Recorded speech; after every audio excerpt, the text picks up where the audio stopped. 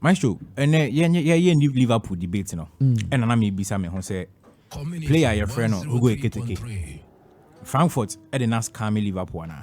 Oh, sir. Yeah, her price range. Now say Tony better I cannot more say who get Eketeke and consider and any big profile player. Be and I'll crowd because a goose and crown or day. Or say. It's not me share the price tag anyhow almost torn on a crime fast almost torn in Liverpool. Who go Eketeke? On board more than 2 seasons. Or check it there, you know, on board 2 seasons, 2 full seasons in my Frankfurt here. So now me share, and I may be who say, you see, Maestro, there's something in marketing we call niche. Niche is a specialized segment of the market for a particular kind of product. Okay. And all study marketing, kakrabun say niche nankasa no, you want niche marketing, niche nankasa no, you want marketing ankasa wo. And niche marketing no, a strategy be a businesses efa almost specialize your in one tailored product.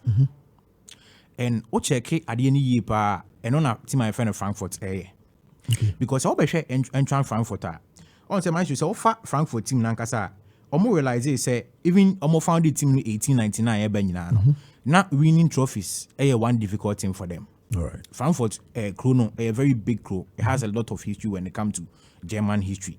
But time in Intino. Omo team no. Omonji a lot of trophies. Omaji Bundesliga no once. Okay.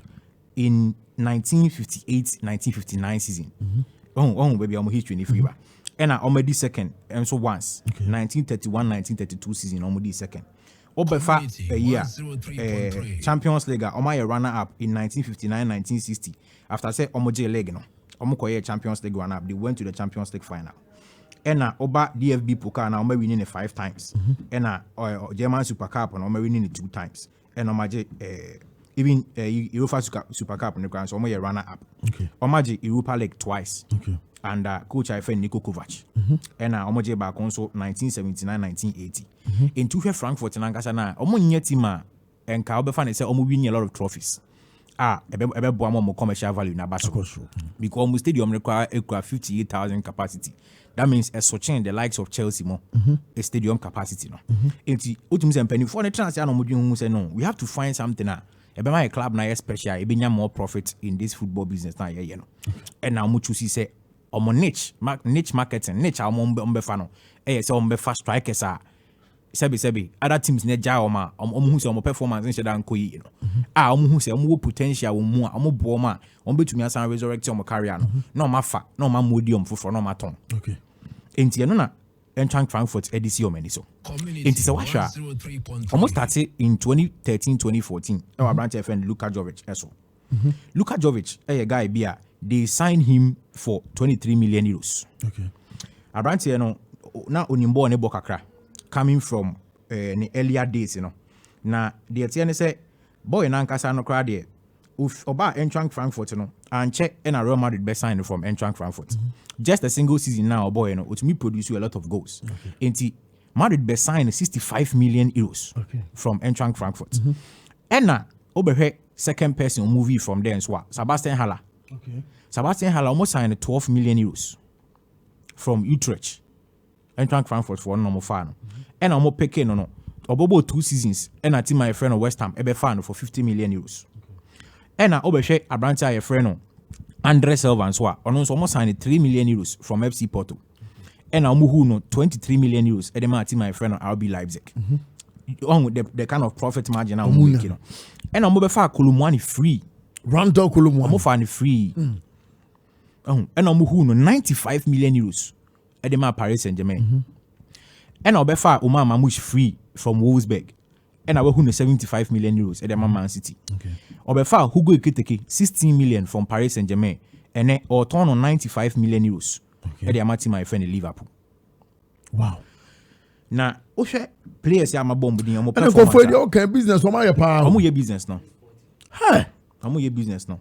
You see, the time in Nimuntino. There are a lot of ways football business no the first one in okay there is a commercial side to say Manchester United and Madrid mono they focus more on almost stadium capacity the Nipa stadium host okay they focus also on commercial viability of players no say there was emblem sponsorships Adidas assign contract or my 100 million we are sign say or my say and a players so you Tom Mojesia the benya into teams now sometimes to me signings be work na and make football sense but it make commercial sense. Okay, it'll be say Henrik Mkhitaryan they didn't sign him only for his skill. Okay, but almost share market no European market no the chrome Armenia ho no now say United no enche da ngidin ho sa side ho no that market is also a market na nkofo kofai into they have also move ho. Okay, say they only say oba a year Nigeria and wako kanu nti Arsenal 4 doors on Nigeria pa oba Ghana Michael Essien nti Chelsea 4 doors on Ghana pa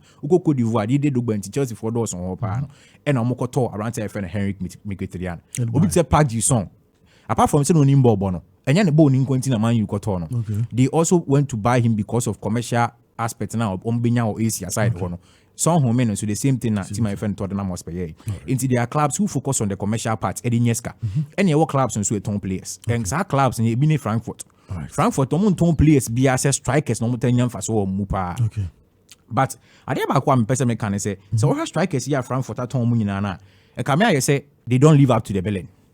Oh sir, yeah, seriously they don't live up to the billing because o share Abranta friend Luka Jovic abroad Frankfurt and Madrid they be sign on that particular season, about 48 matches, 27 goals, 6 assists.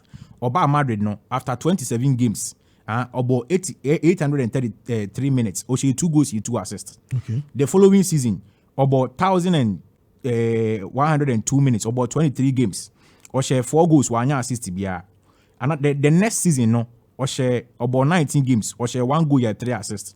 After that, we move from Madrid, Echo Fiorentina. 50 games or ball, 13 goals, 3 assists. And AC Milan befano. AC Milan 2 seasons now are boning in ano. A fee and a way to me 12 goals, a 1 assist. And no, Luka Jovic the no. If you want our Sebastian Allaire, or no put the answer we're proving on Hokakra. But offer from after Frankfurt now. The only season or best shiny be a season or bar West Ham or more 20 goals. That was the 2020-2021 season. And 7 assists.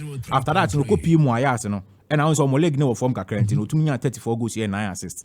And now nya cancer be. So and of course I know you by now the career is in a downward spiral. Now, Obefa branch friend Andre Silva. Ofi Portugal Ebani na ne performance na e wo so yi pa. Ono so no obo ne homodin kakra e wo team my friend Frankfurt. Na odi ewura mukupi RB Leipzig. And na me no ka say ne bo no kra aba form kra aba 3.7 million pounds. Abranche no e say game time kra onya bimbo because na say omdi ni kolon or Werder Bremen. Wow. Na o masande na ba. Enti ni goals no so kra eso to me atepa. O Rwanda Kolomania omo fa na omo hu ne de ma Paris Saint-Germain. Maestro Kolomani goals or de ma Paris Saint-Germain omo ton 95 million omo fa ni free. So they made a pure profit of 95 million euros. Every business plan or no. And of us our player no oba Paris Saint-Germain no maestro obema yen after 26 matches in the league on my 6 goals 5 assists in the first season 95. Yes, and on the second season so combined Paris Saint-Germain and then Juventus alone 33 matches was 10 goals and 3 assists 95 million player flop. And Chelsea cast or Tony Nicola Jackson 100 you have to know the reason why I kasa total flop. And Paris Saint-Germain is looking say on beton Abrantiano and that kind of marketing we okay Abrantiano see and the value na I drop it or not the value not drop it about 27 million pounds. Okay. Almost on 95 in 2027 and I say Boka almost 70 something. And also ne Rwanda Kolomani there. And now obi say Jasper Lindstrom almost on ma team my friend Napoli. On popo kwa de oba Napoli kwa I think say 2 goals going to me Shendui. Because in the first season oba Napoli no about 32 matches.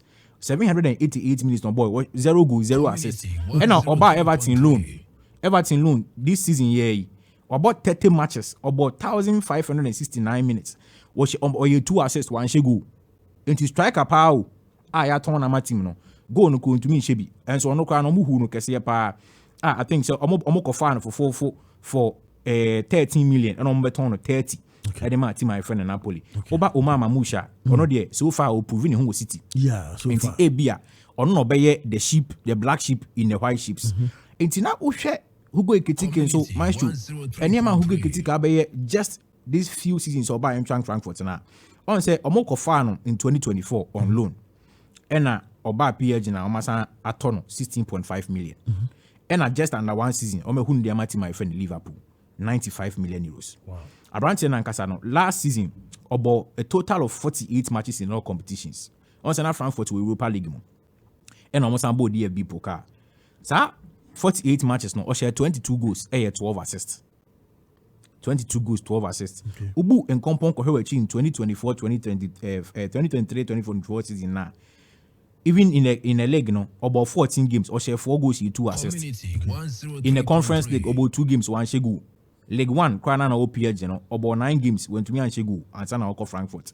In the camera, I said the only season I beat me that judge boy and it was that one season on 9 last season, you know. Okay. And all sign player, now say only a good background record, especially for a team like Liverpool, almost sign potential at Chelsea, but almost sign players are almost level when they watch show.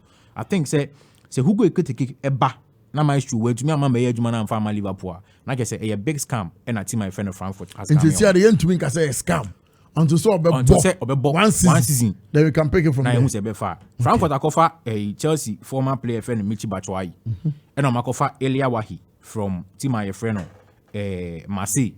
Also no wow Lens, not Chelsea crappen. Okay. And yeah, can say out there next 2-3 seasons. Elia Wahi on be trying to be 50 million. A big crab and your age of Michi Batshuayi over 31-32 now. And Carbons on no come to me say channel for a bigger money. And Frankfurt for no business or more than 2 year young guy. Now siswa also be business ube to me aya market no nipa bebre enche de ani hu na wa pick now wa eno ye fe no niche marketing Nti boys in nsua de mind